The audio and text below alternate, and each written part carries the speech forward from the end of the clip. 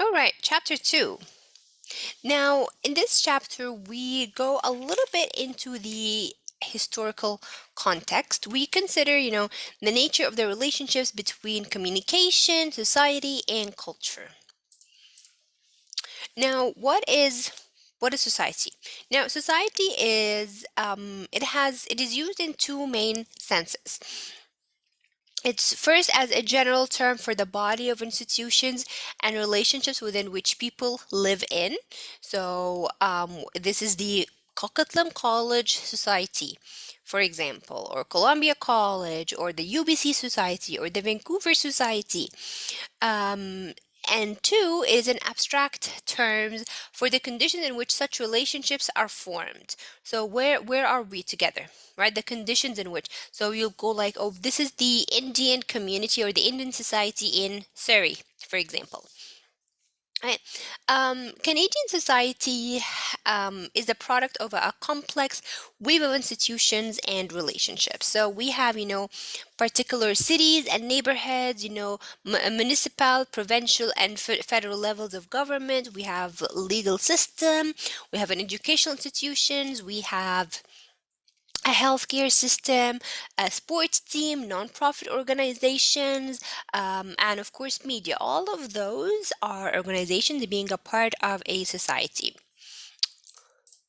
Then, culture, in the other hand, is one of the, what we call a very complicated word in the English language because there's thousands of academic definitions, almost even more than 200 definitions for the word culture.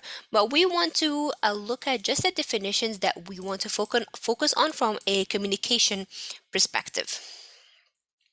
So, an early English variant of the term cultural is the notion, of tending, growing, and developing that was transferred to people, so that culture become thought of as developing one mind, right? So, like I say, like, where's your culture? What is your culture from? So, anything that had developed your current state of mind is what we call culture. It is a general process of intellectual, spiritual, and aesthetic development, right? And the second census centers on the works and practices that are focus of this process of development, such as, intellectual and artistic works, such as music, painting, sculpture, and dramatic arts. Traditionally, however, this definition has been limited to classical or fine arts forms, such as, what we call like fine arts or culture, something like symphonies, ballet, or classic literature, and, Shakespeare plays. These what we call of high cultural forms. We also have things like pop culture, like something that is currently popular right now, like whatever that is happening on TikTok and the trends. This is pop culture, Justin Bieber and things like that. Pop culture. All of these, Johnny Depp and Amber Heard trial, or Chris Rock and Will Smith fuel in the Oscars. All of these are considered as pop culture. Then, of course, we have folk culture. They represent, another kind of dimension of culture. Generally refers to traditional or ethnic practices of arts, such as storytelling, singing, or carving, or weaving, and so on. The third and the final definition has its roots in anthropology, and it's said to be, a particular way of life, whether of a people, a period, a group of humanity in general. So, from this perspective, culture includes, knowledge, beliefs, art, moral laws, customs, and any other capabilities and habits acquired by, a member of a society. All right, and then we have media, combining all three together. So, media is basically a vital link in how we both see and understand our relationship with our society and our culture. Right? When you watch a TV show or like a movie about a specific society and culture, right? So, it's a vital way in how it frames material in general. So now let's say you're watching, I'll give you an example from some Egyptian TV media that has been happening the past few years in the Egyptian media, right? So Egypt is usually, as any other developing country, you have, an upper class, like a very rich class, and then you have a middle class, and then you have a lower class. Right. I would say that I would come from a middle class. Like, we have good jobs, we have, we own our own houses and so on. Of course, you have the extremely rich part and then you have the poor part. Now, when you watch a movie or like a TV show, again, this is a very common TV show that all people in the TV show or all the characters in the TV show, they're all extremely rich, right? They live in a gated community or they live in a compound, right? They drive very expensive cars, they wear very expensive clothes. So they're presenting a way of, oh, this is the normal society that is happening in the Egyptian media.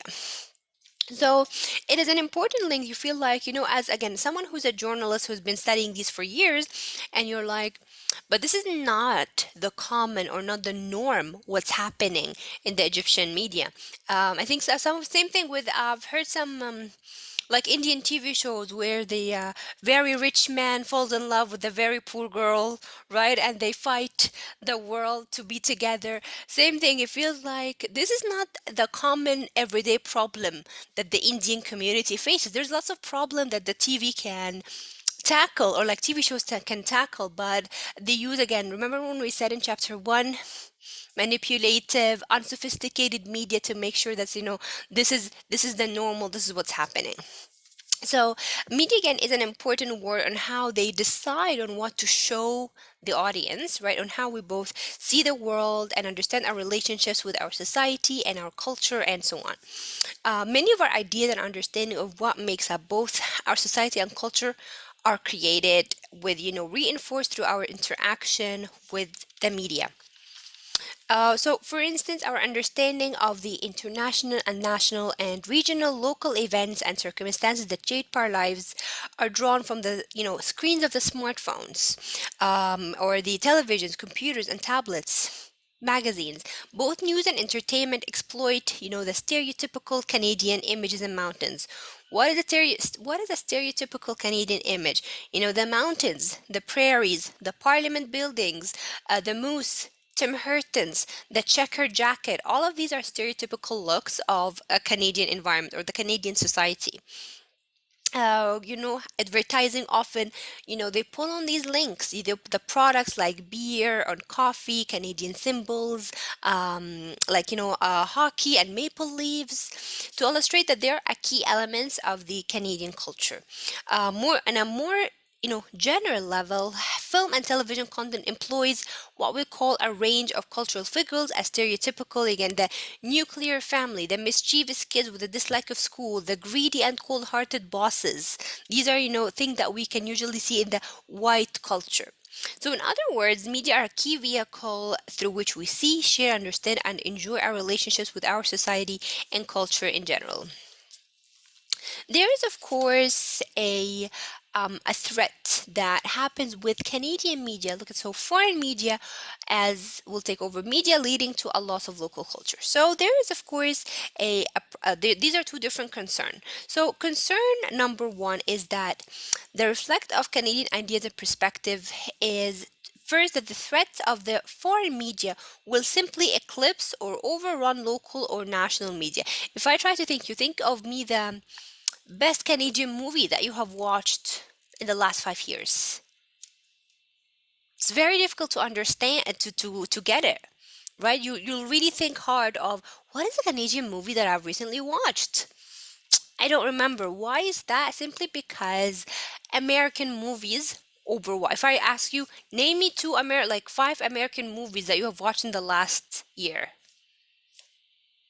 It's so easy. Like you'd be like, oh, I've watched Spider-Man, I've watched Run, I've watched I don't know what. It's so easy for you guys to get. So the case with Canadian film and products. So it's actually funny that, and this is very important for you guys to know, there's less than 5% of Canadian films screened in the Canadian cinema and theaters. So we have 5% of Canadian films and 95% of American movies that are being bought from Hollywood and directly shot here. So this idea that they are produced elsewhere, mainly in the United States, as well as the reasons for the state of affairs, has very little to do with consumer choice. What happens is let's say I own or I have a media, I have a television station or have a media product. So for me to write a movie in Canada, to hire Canadian actors, to bring equipment to shoot my movie, and then the editing and the distribution and then the production, it's actually gonna cost me way, way, way too much versus if I just buy a movie from United States and show it here in the cinema. It's not gonna cost me as much as make a movie. So from a business perspective, it's so much cheaper to just buy a movie from the United States so I can show it here in the cinemas and I'm gonna make profit out of it. That's it. Um, Same thing with TV shows. You like US sitcoms, reality TV show, and 1 hour dramas can be actually purchased from the United States for a small fraction of their production cost, rather than me building a whole TV show from scratch. The second concern is related to the consuming foreign media products. Now, Canadians actually know more about foreign societies and cultures rather than their own. Canadians often know about the US history more than about the Canadian history, and they know more about the US government and law enforcement actually rather than their own. So, the loss of a local culture simply because American culture is very integrated in the movies and the TV shows, and Canadians watch a lot of American movies and TV shows. So, that is a huge threat there. Foreign media will overtake the local media, and it leads to the loss of local culture. Do you have any questions about why is it a threat or understanding the media? Do you have any questions about this? All right, excellent. Now we have European roots of media Western society. We have around, I think, is it three stages of European roots that we need to know them because they give a really good foundation of understanding current media in the North American society. So we have the Renaissance, we have the Enlightenment, Age of Reason, and oh, that's just those, I believe. Yeah, there's those. All right, so the Renaissance. Now, going back with your imagination and memories, you guys know about the printing press, right? Johannes Gutenberg when he invented the printing press in 1454. Now, with his development of the printing press in Germany in 1454, there was a huge shift and transition to the Renaissance. So before the printing press, we were in the Middle Ages slash Dark Ages, where the church controlled a lot of means in the production and the knowledge and the information in Europe. People did not have freedom of choice. People did not have freedom of expression. The church controlled a lot of things, even like education and so on. After print, they were able to kind of break down the control of information from the church. People use actually the printing press to to photocopy, like make a lot of copies from the Bible and to distribute it. People were able to understand it on its own, and this was the major shift to the Renaissance age. So it was a transition from a social order where people were subservient and underneath the control of the powerful church and the monarch, to one that was more sympathetic to the freedom of individuals. It was more emotional to the ideas and so on. And then, we have then the Enlightenment, we have the Industrial Revolution, and all of these paved ways to the democratic industrial societies and modern forms of media. A major aspect of the Renaissance was the rediscovery and the revival of learning and literature from antiquity, especially the Greek and the Roman empires. And it was led by huge, Italian thinkers and artists. The Renaissance was the beginning of a, reassertion of reason and the senses that had characterized, classical Greece. And then emerged a term was called humanism. Humanism is a broad philosophy that celebrated human achievement and capacity and then gave them power to, understand math, physics, biology, arts, philosophy in different ways. Yes, Harman. I want to ask, like, how can we define the Renaissance in a simple language? Like, in simple It terms. simply. So the Yeah. Renaissance, very simply, is a transition from the Middle Ages to where, from one side, from people that were under the control of the church to people who were able to express freedom of their, freedom of individuals, ideas, choices, and so on. So at one point they were very controlled, and the other not in control. They had the freedom to do express arts and science and so on.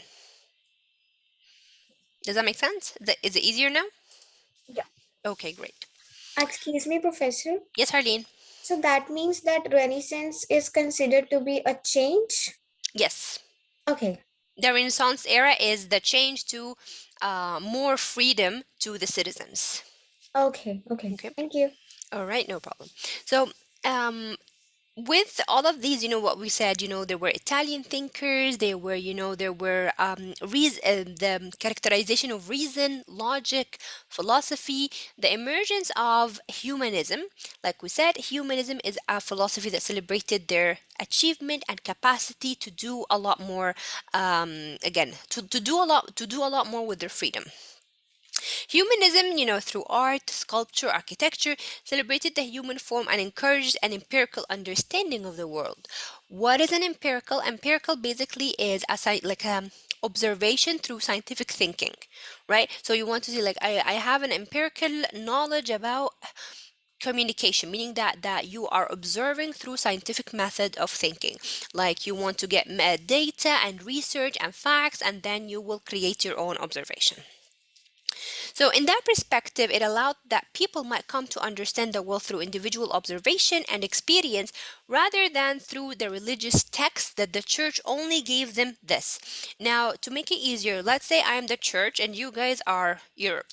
What happens was, me as the church, I controlled what you understood, what your education, your information, everything. You had absolutely no source of information but me. I'm the only one who controls everything, right? But after the printing press, people were able to write their own ideas, their own thoughts, copy it, produce many copies, and give it. So again, let's say I'm the only information that you get is through my CC, through the things that I put or the material that I put. And then you decide, okay, enough is enough. We don't want to listen to Nurhan anymore. We don't know if she's giving us the whole truth. And then Harleen is started to take some notes, and she is secretly distributing it to the rest of the class. Same thing as Harmandi. Harmandi is getting more notes. She is building on Harleen's observation. She's building her own thoughts. Same thing. She's writing down her notes, distributing it to the end of the class, and so on. Everyone is getting their chance to think and observe and use their own logical sequence rather than just listening to the church. Now, at this point, there was what we call here a dominant ideology. Ideology held that the world was ordered by a divine hand. So again, the church kind of manipulated people, telling them that, I am here, the word of God. So if you want to go to heaven, if you want to listen to God, I'm here. You have to listen to me. So they kind of again manipulated them. So the feudal system was controlled by the crown, the king, and the church. Then you have the barons and the knights, and then you have all the other people. So in the feudal system, the production that dominated the period, social position and responsibility were inherited by birth. Royalty and aristocrats held their station and governed according to a doctrine of divine right. So again, kind of again manipulating them that I have the upper hand over here. Any questions so far? Now, with the again development of people, even more, engineering, philosophy, science, and so on, another age, they transition to another age, which is the Enlightenment, or sometimes we call it the Age of Reason.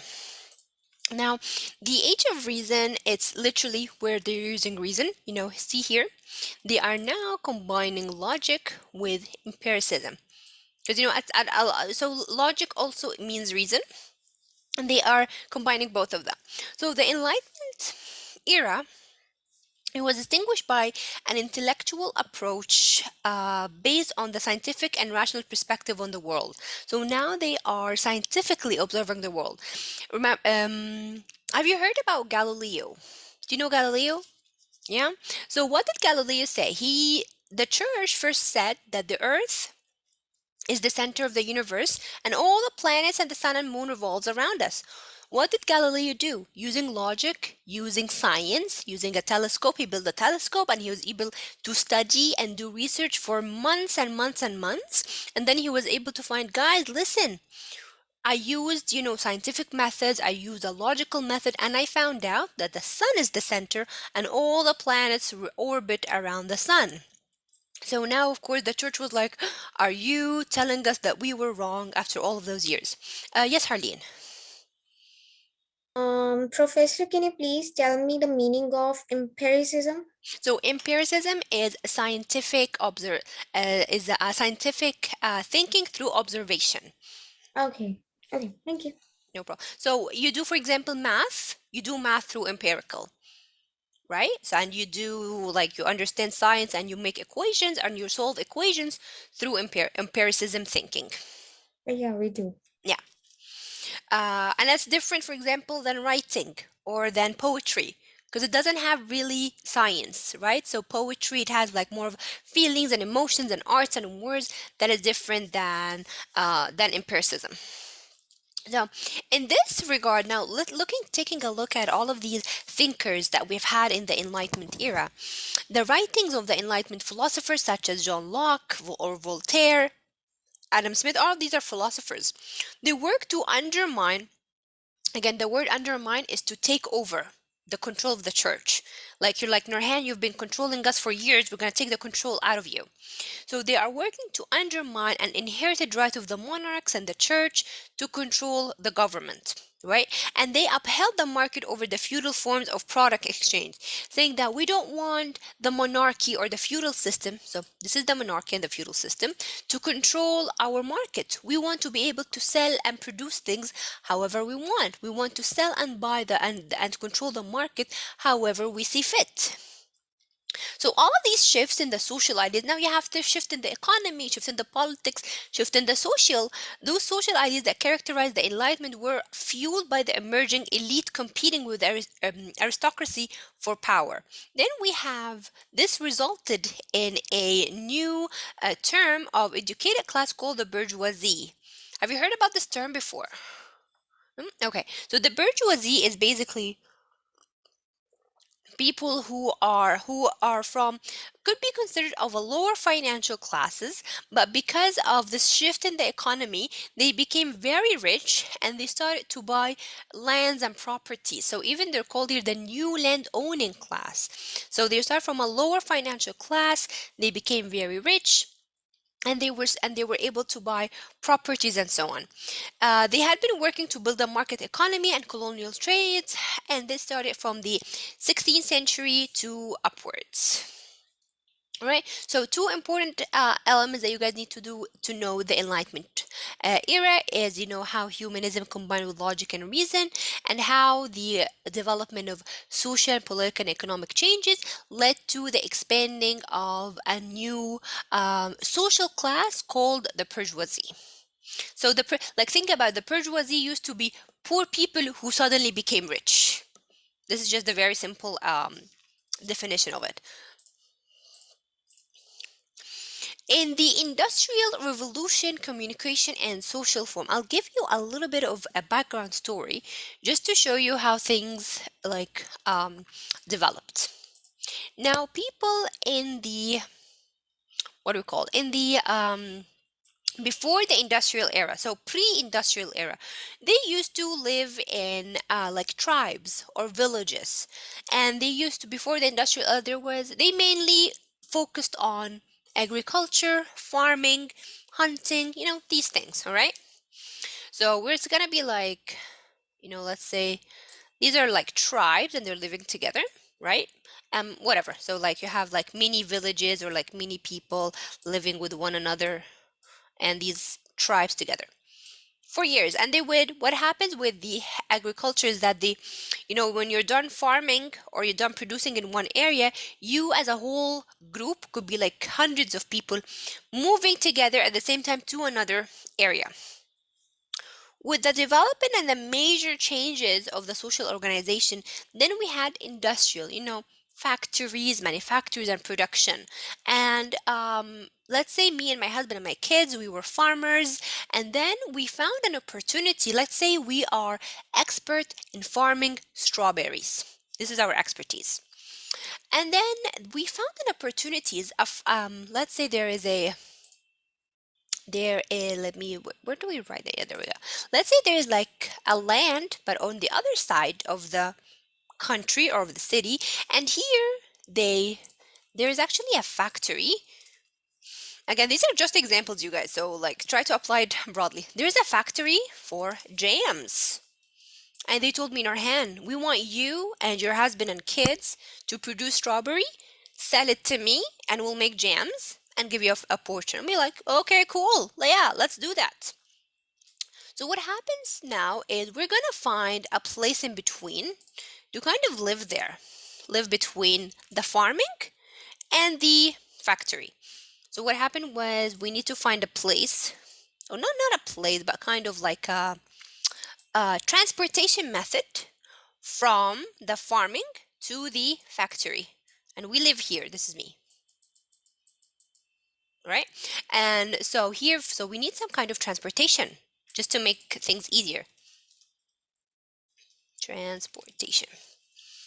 Now, with transportation, I'm able to, you know, send the raw product of strawberries, send it to the other side, make jam. They're gonna send me my product. They're gonna make me money, and so and so. And then I'm making more money. Money of selling strawberries, on selling jams. I'm making a lot more money. Then I decide to actually move.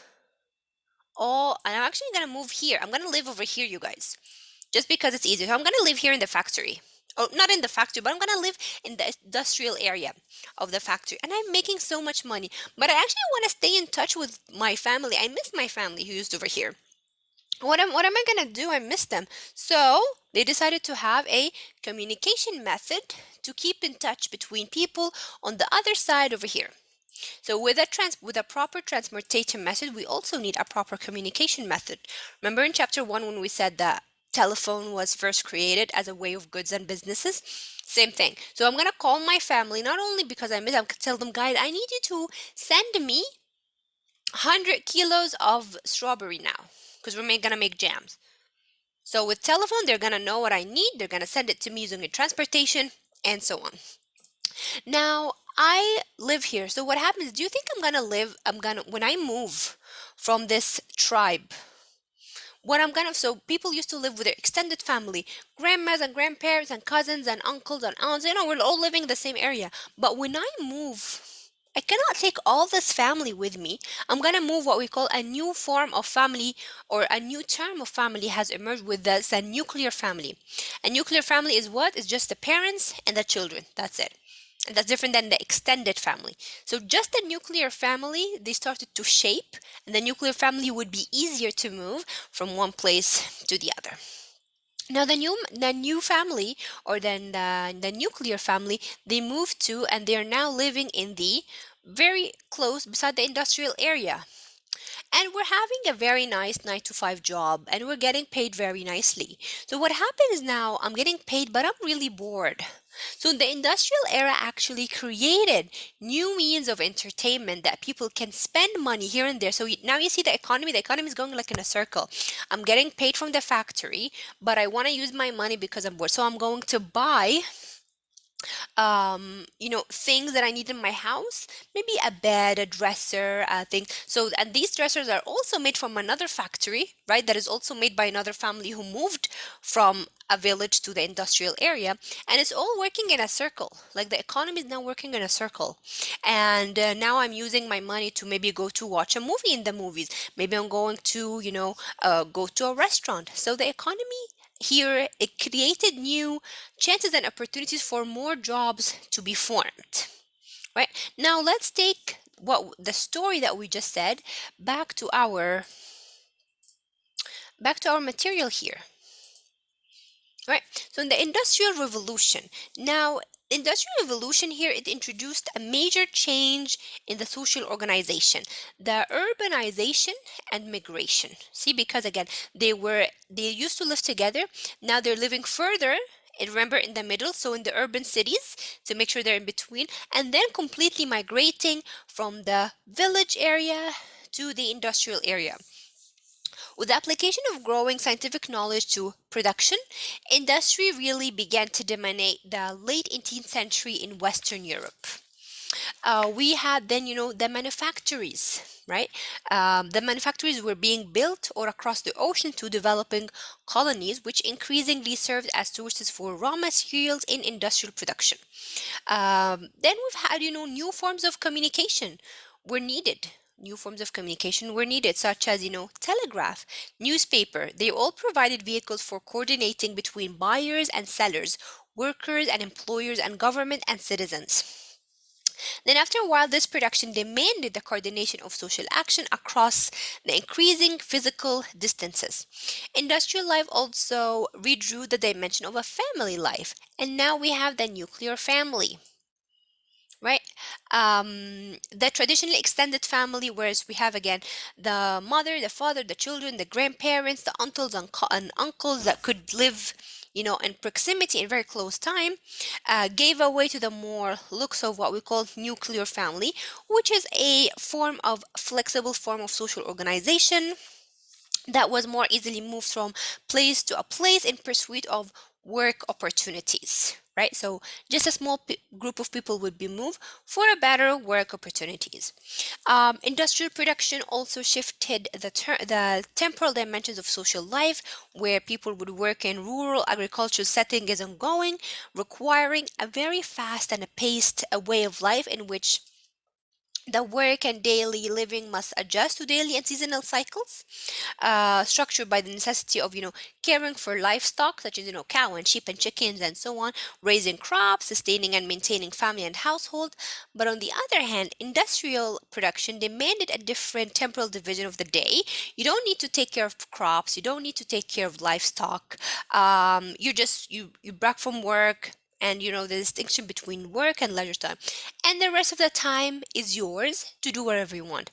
Watch a movie, make a hobby, paint a painting. So there is an actual leisure time. Again, in the village, there was no really leisure time. You're always doing something. But now in the industrial areas, I have free time. The idea of free time was introduced. The idea of entertainment started to go through. Um, the media then developed what Raymond Williams called specialized means. Again, a very, very, very important term for you guys to know. So again, this is like a VIP. Now, specialized means is something that was created for an actual specialized thing. So to close the geographical and social distance created by industrial production to serve like purposeful new social interests and needs. For example, these are getting in pages in 36 and 37. The press, newspaper. The press was developed for political and economic information. Photograph was for community, family, and personal life. Again, they were created for something specific. Like Zoom. What was the specialized mean of Zoom?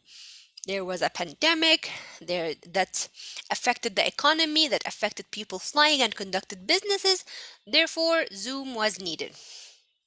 So photography, what was photography needed for? For community, family, and personal life. The motion picture, motion picture is movies for curiosity and entertainment. Telegraphy and telephony for business, information, and some important personal messages. Right? So all of these are ways of specialized means. This is again just more explanation of those. The coordination of people, I think was, yeah, the coordination of people and goods across vast distances, and what we mentioned a lot of times before, and again, very important for you guys to know, is the shrinking of space through time. So telegraph, radio, and newspapers, all of those shrank space through time. They shrank the geographical space through a short period of time. So this is just, explanation. Photography created connections to people and events. Motion pictures industry found a niche among urban workers with newfound leisure time and disposable income. Again, you're getting paid so much well and you have a lot of extra time. What are you gonna do? Go have fun, go play, go watch your movies, and so on. Now, both government and insert industry could respond much more quickly to developing events, accomplishing so much more in shorter period of times. And as we mentioned, telephone built upon enhanced economic relations created by the telegraph. And as we mentioned again, very important, it was made to as an economic relation, economic business tool. Um, but as the new emergence of economic system, a traditional kin and friendship, became new. It became a way of constructing and remembering family of community. Finally, we have an important term in this slide: commodification of communication. Very important word for you guys to know. The word here is commodities. Now, the word commodities is a way of creating sell to this growing body of consumers. Among these new commodities, again, like we mentioned, was motion pictures, newspapers, and so on. Where was commodification? Yeah. So, commodification of communication and information is basically a key factor in economic growth and a barrier between the haves and have not. What do I have and what do I don't have, and do I need to buy it? So again, you're buying things. It's more commodity. You're buying things and you're consuming so many things. It could be also known as the information economy or the communication revolution, right? It's an ongoing commodification products, the process that lies in the heart of what we again consume. Again, something like TikTok or something like movies, we consume information and knowledge like crazy. We keep on getting these so many information literally every day or every minute even. So commodification of communication is when you're using communication uses as a commodity. You are buying and selling things through commodity. You saw something on, like again, Instagram. What is Instagram using? Maybe your time, maybe your effort, maybe even your money because you saw a product that you want to buy, right? Yes, Harleen.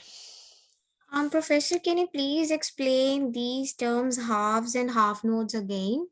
So basically, the haves, it's something that you already have because you Okay. have saw it somewhere and you have Alright. bought it, and now there's something that you don't have, the have nots. What don't you Okay. have in your house that you feel like your life is going to be better and easier once you purchase it? Yeah, yeah. Yeah. Okay. Okay. Things like, all of the applications that we have on our iPhone, right? Like you feel like, oh, my life is gonna be easy. Like drinking water. We feel like, oh, I'm not very good with drinking water, but I'm gonna download an application that's gonna remind me to drink water every 20 minutes or every 30 minutes. Yeah. But you feel like, but what did people do before the iPhone? They didn't drink water? Of course they did. But now we're so independent, like dependent on Yeah. our information economy that my phone is going to remind me to drink water. My phone is going to remind me to move my body and work out for like 2 minutes. All right? All right. Okay. Any other questions that you guys have? Okay, perfect. Now, with the newspaper, the press, we call the press the newspaper. It was named after again the printing press, and it was the earliest form of communication to develop. It was the most pervasive. Pervasive is something that you use for persuasion. I'm gonna persuade you to vote for this president. I'm gonna persuade you to buy this product. And it was so newspaper was very persuasive. Now, in the 18th and early 19th century, we started with, the printing press that newspapers began to align first with political parties. So it's very common in a lot of countries that a famous political party would have their own newspaper, to share the news and, things that is happening with this political party. Could even be with labor unions, could be with religious groups. And it has been repeated in many Western countries at various points in their histories. So, very, very common to have a political leader or a group to have their own newspaper. So, for example, like the leftists and the conservatives, they have their own newspapers that would promote their ideologies. Um, The modern newspaper in Canada rooted in a period from 1890 to 1920, and it was a rapidly expanding urban population, increased with literacy, economic boom of the earlier era, and a growing national market for consumer goods contributed to the profitability of newspapers' ventures. There was also these alliances with political parties, and advertising soon became their major source of revenue. So when you're asked what is the major source of revenue for newspaper, advertisings. So here's a newspaper that consists of like 10 pages, and I am a big company, let's say like Coca-Cola. I'm gonna buy half a newspaper for X amount of money to show my product. Right, so over here. So advertising, right? Um, so the thing is, papers begin to serve now multiple roles. So now they're not only serving as a source of political and community news, but also providing a wide range of important information to people in a complex society. Things like journalism, you want to entertain so many people. Why do we call it complex society? Because so many people from different social classes, different from social levels, or different ages are all reading newspaper, and you have to cater to all of those people at the same time. Journalism also, they became that we say a communication hub between individual and between industries and between industries and the individual. Then you again selling news about what's happening, the market, the prices, inflation, and so on. Um, uh, so different things. Though journalism also changed the way that do we have this over here? Let me check. Yeah. Right, I'll go back to it later on. So, journalism also changed to meet the new industrial regime. A news objectivity replaced partisan reporting. So, instead of me just writing about this political party because I belong to, the way that journalism changed and newspaper changed, now I want to make sure that I'm more objective because I don't want the readers to be swayed by the way that I'm writing paper. The use of headlines and photographs to capture attention. I may want to make colorful headlines, colorful photographs, or for potential readers became popular. And finally, partitioning newspapers into different sections and offering a range of different features. Go back to this slide. Now, reasons for profitability, like we mentioned earlier, it was from 1890 to 1920, where newspapers in Canada really skyrocketed. There's a rapidly expanding urban population, right? Remember, the urban is those people, the people over here. Those are the urban people, literally living in the middle. So moving from a village life to an industrial era. Increased literacy, a lot of more people are now reading or writing. And finally, there's a growing national market for consumer goods. We want to, again, we're buying more stuff. Is it stuff that we really need? Not necessarily. Stuff that we need, stuff that we want, stuff that we like to have, all of those. But there is a huge national market that are starting to grow, and people are starting to buy more stuff. As the press became more, of a business than a service. Now, again, the press, like we said, it was a service to serve the political parties as a way to announce different information to the people. But again, I want to make money. How can I'm just not going to publish lots of papers. That's going to cost me money. The advertisement came through, and it moved from business to a service. Is it here? No, okay. Now, publishers also promoted their own interests, emphasizing to the freedom of pursue profits in the marketplace that was unchanged or unmoved by state restrictions.